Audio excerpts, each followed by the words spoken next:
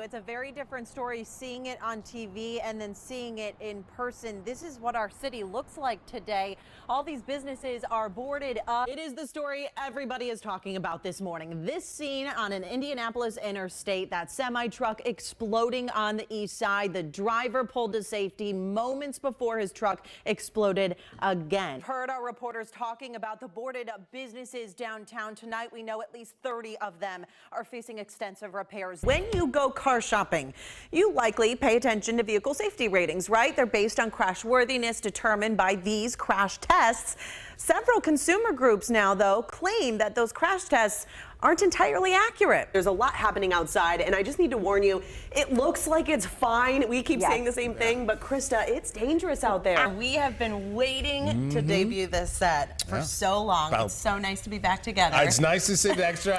Thanks so much, you guys. Hey, you promised you might make it out on that skating rink. We're looking forward to that. and hearing You'll get out there. and hearing so much more from you through tonight's newscast. We'll see you guys in just a little bit here. In the meantime, I'm AngelaJBrauer. Thanks again for being with us here on CBS 4. We do want to check in on our coronavirus headlines, plenty of them to start our newscast tonight. IU Health is asking the Indiana National Guard for help. This comes after hospitalizations spiked more than 20% in the last week. It's not the first time the National Guard has been called on amid this pandemic. CBS 4's Russ McQuaid shows you how those troops will help. Well, this just in, ESPN is reporting Pacers head coach Rick Carlisle has tested positive for COVID-19.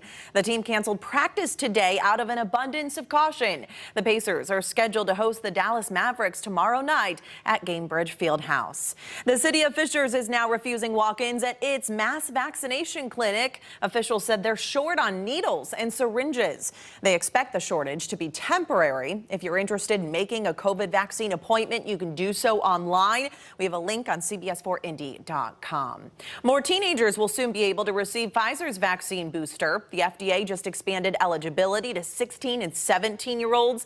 The CDC will now review its data and make another recommendation. If approved, if fully approved, those 16 and 17-year-olds would be able to get Pfizer's booster 6 months after their second dose. We've seen that people who have been vaccinated several months ago, more than 6 months ago, have that waning immunity, and we're facing a variant that has the potential to require more immunity to be protected. Again, the process here, the CDC's advisory panel needs to sign off on it before this age group can get the booster. After that, the CDC's director, Dr. Rochelle Walensky, will issue final approval. Well, 2 teenagers were arrested after police said they made verbal threats against Riverside Junior High School in Fishers. At least 6 school districts in central Indiana have investigated threats since last week's deadly school shooting in Michigan. A child therapist here at home believes parents need to be looking out for warning signs.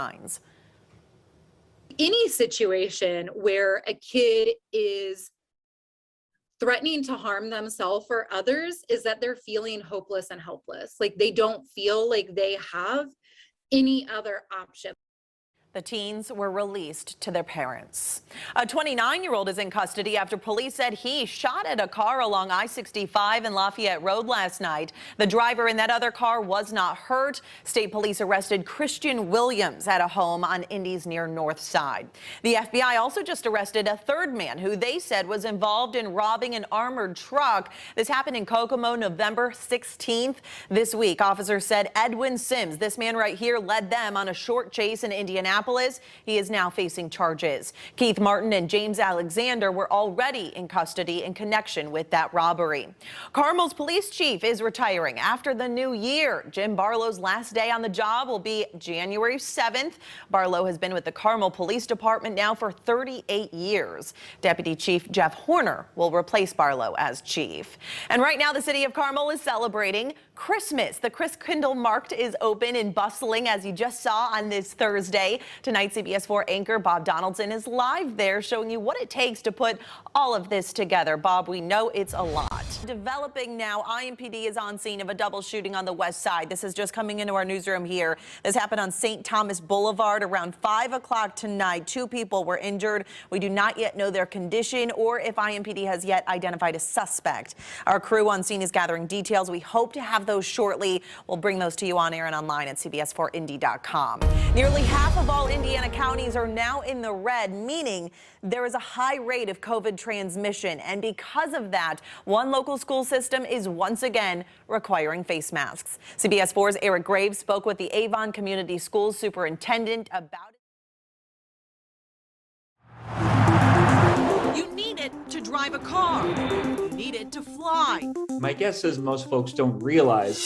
But little did you know. You gotta be kidding. When you applied for identification, That's the problem. the BMV was turning around and selling your information to private investigators, lawyers, police agencies, automotive, and local tow companies. The agency has made $43 million off of it since 2018. It is pretty remarkable. CBS 4 has spent months investigating this practice and the fact that it is completely legal. Very few of us read those long terms of service before clicking I accept. This is a massive, massive issue that I think very few folks have much of an understanding about. Scott Shackelford is critical of the federal Driver's Privacy Protection Act. It was passed in the 90s and limits states from disclosing people's personal info. But, like everything else, there are exceptions to the rule.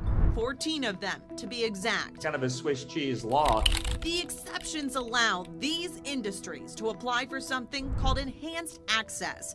Basically, a company or agency pays a fee, and in turn, they can search for title and registration records, which include your name, address history, date of birth, physical description, vehicle make and type, your odometer, plate information, and more. That's privileged information. But try telling that to these 1,400 companies that have signed up.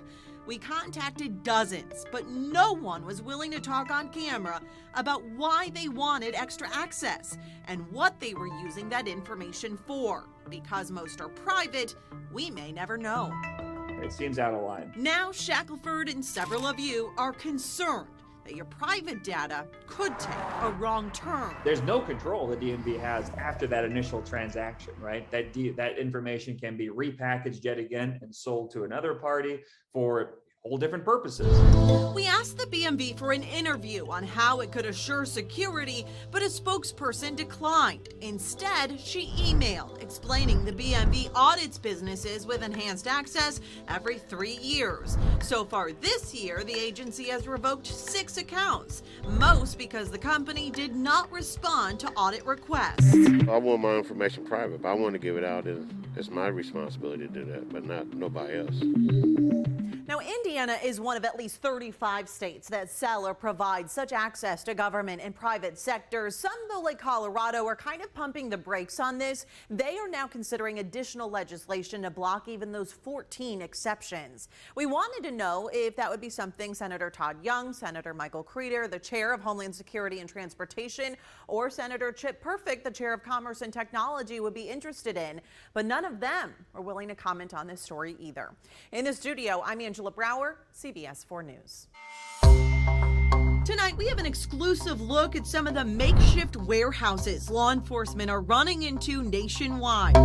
These are people that steal from a dozen stores a day. Stealing anywhere from probably $5,000 to $1,000 per store. They would take that back to their residence, lay it all out, photograph it, post it for sale, and then deliver it all the next day. Investigators confirm organized retail crime is more prevalent than ever before. It's almost a $70 billion problem. Especially They're definitely centrally located. right here We're the crossroads of America, right? in central Indiana. We follow these guys weeks at a time and watch them steal and the product, and then they get arrested for all those thefts.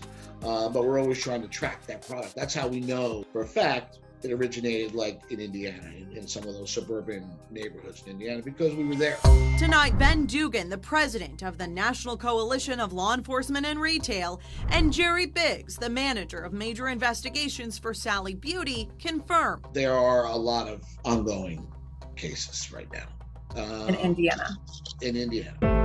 Professional thieves are targeting stores. They're stealing thousands of dollars worth of product, then selling it online. Amazon, eBay, Facebook Marketplace, OfferUp. And they're making a killing doing it. The professional thieves that are doing the majority of the damage live very, very well. They're probably knocking down $75,000 a year, tax-free. So what is Indiana doing to crack down on this? The short answer, from what we can tell, is nothing. Your odds of being captured is probably about 1 in 48. Often the thieves are from out of state, so they steal and split. If they are identified, investigators tell me the thieves know exactly how much to steal in each state so that they're not charged with a felony. And every state that surrounds Indiana has some type of an organized retail crime law. Indiana doesn't. we reached out to several state lawmakers who serve on committees about this, but not one of them responded. Now, the Retail Industry Leaders Association is rallying in D.C. It wants senators to pass a federal law called the Informed Consumers Act. It would require high-volume third-party sellers to submit their name, tax ID, and bank account information. And it would require the marketplaces like Amazon to verify that information. Meaning these criminals would no longer be allowed to hide behind a computer screen. As that awaits a hearing, here at home, investigators are telling consumers to only shop at credible companies. Otherwise, you may unknowingly be a customer of these well-known crime rings. If you're buying something online, if it's diabetic test strips, maybe for your grandparents or baby formula for your child, you might be buying something that rolled around in the trunk of a car for about 3 days with 100-degree weather. Stores are now upping their security. They're moving certain items behind the counter, locking things up, and some, like Kroger, have technology where their carts lock up if there's a suspected crime in progress.